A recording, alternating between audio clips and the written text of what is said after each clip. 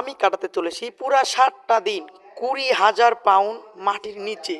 এটা এখনো পর্যন্ত আমার করা সবচেয়ে ভয়ানক জিনিস। ঠিক আছে, সময় হয়ে গেছে। আমাকে জীবন্ত কবর দাও।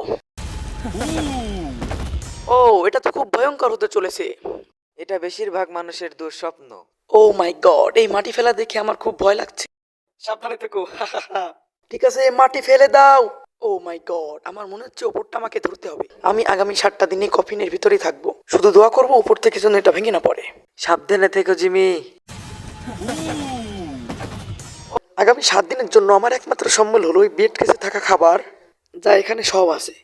এখানে বেসিক্যালি কিছু এমারিজ আর স্ন্যাক্স আছে। ও, আমার পাটা অবশ্য হয়ে গেছে। এখানে 5 লিটারের পানির বোতল আছে, আর বাকি যা কিছু প্রয়োজন ছেলেরা এই ব্রেড কেসে রেখে দিয়েছে, যেটা প্রমাণ করে 7 দিনের আগে আমার সমস্ত খাবার শেষ হয়ে যাবে।